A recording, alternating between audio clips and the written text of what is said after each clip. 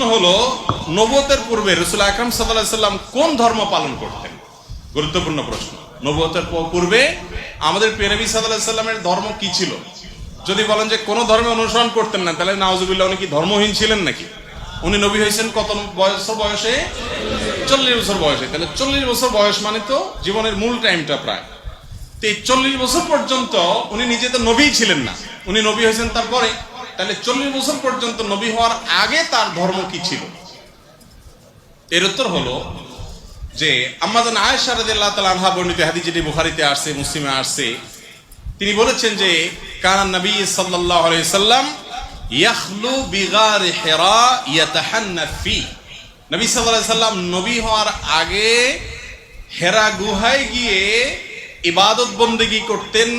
ইয়াতাহান্নাফ এর তরজমা ইবনে হাজার আসকালানী রাহিমাহুল্লাহ অনেকে বলেছেন ইয়াতাহান্নাফ, অর্থাৎ ইব্রাহিম আলাইহিস সালামের যে দ্বীন হানিফ ছিল, ওই দ্বীন হানিফের উপরে তিনি অটল থাকতেন, অবিচল থাকতেন।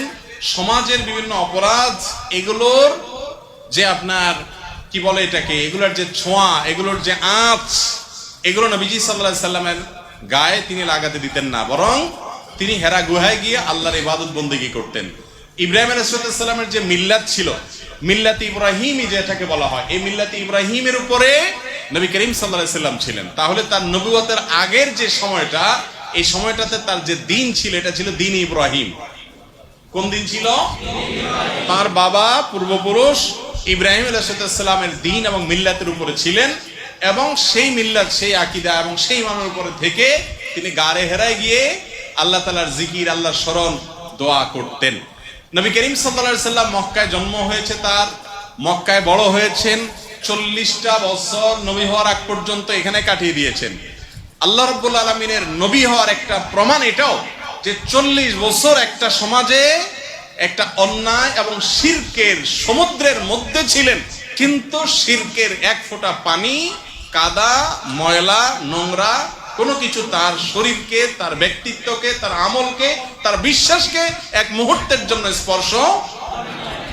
এটা সম্ভব শুধুমাত্র তার বেলাতে, যাকে রক্ষা করেছেন স্বয়ং আল্লাহ।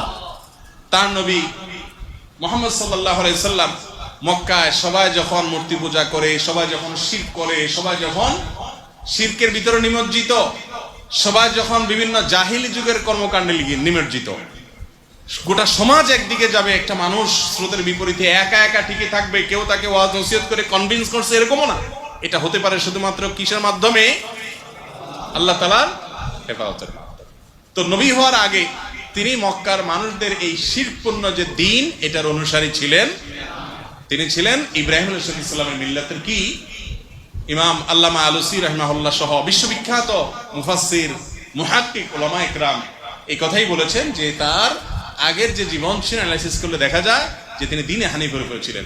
তিনি যদি নিজে নবী হওয়ার আগে এক মুহূর্তের জন্য অন্যদের দেখা দেখি বাচ্চা কালেও যদি অন্তত শিরকের কাজ করতেন, নাউজুবিল্লাহ, তাহলে শিরকের বিরুদ্ধে তিনি যখন তাওহীদের দাওয়াত দিয়েছেন, মক্কার মানুষ বলতো যে তুমি নিজেই তো একসময় করতা, ঠিক না ঠিক? কিন্তু অমুসলিমদের রচিত কোন নবীজির জীবনী গ্রন্থেও এরকম তথ্য পাবেন না যে মক্কার কোন মানুষের বুকের পাটায় বল ছিল যে নবীজিকে বলবে যে তুমি নিজেও করেছো। কারণ তিনি শিশুকাল থেকে সবাই শিরকে নিমজ্জিত থাকলেও, বা বেশিরভাগ মানুষ নিমজ্জিত থাকলেও, তিনি কিন্তু আল্লাহর অশেষ অনুগ্রহে সেফ ছিলেন, নিরাপদে ছিলেন। তার আপন দাদা, তিনি মক্কার কুরাইশদের নেতা ছিলেন, যারা মূর্তি পূজা করতো তাদের লিড দিতেন। কিন্তু আল্লাহ তাআলা প্রিয় নবী সাল্লাল্লাহু আলাইহি সাল্লামকে হেফাজতে, নিজের আপন চাচা আবু তালেব, তিনি নবী করিম সাল্লাল্লাহু আলাইহি সাল্লামের অনেক প্রিয় ছিলেন। নবীজি সাল্লাল্লাহু আলাইহি সাল্লাম তার স্নেহের ভ্রাতুষ্পুত্র ছিলেন, কিন্তু তারপরও চাচা বা দাদার আদর্শকে, বা চাচার বন্ধুরা, বাবার বন্ধুরা, বা অন্য যারা আছেন, মক্কার মুশরিক যারা ছিলেন, সবাই তো ধরেন উনি যখন ছোট, সবাই তো সিনিয়র মুরব্বী, তাদের ভুল কিছু তিনি গ্রহণ করতেন। এটাই তার একটা বিশেষ আপনার মুজিজা বলতে পারেন, অলৌকিকত্ব বলতে পারেন, যে আল্লাহ তাআলা তাকে হেফাজতে রেখেছেন। আছে না অনেক সময় ভাই, মানুষ এক সময় বড় আলেম হয়ে যায়, বড় ভালো মানুষ হয়ে যায়, কিন্তু তার পেছনে ইতিহাসে দেখা যায় একটু লিকেজ টিকেজ থাকে না?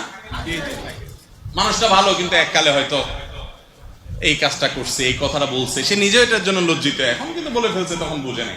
যারা নবী হন, শুধু আমাদের নবী যে না, যারা নবী হন সমস্ত নবী রাসূলদেরকে আল্লাহ তাআলা এইভাবে শিশুকাল থেকে, মায়ের গর্ভ থেকে দুনিয়াতে আসার পর থেকে নিয়ে তাদেরকে আল্লাহ তাআলা গোটা সমাজের আগুনের আঁচ থেকে আল্লাহ তাআলা বিশেষভাবে সেভ রেখেছেন।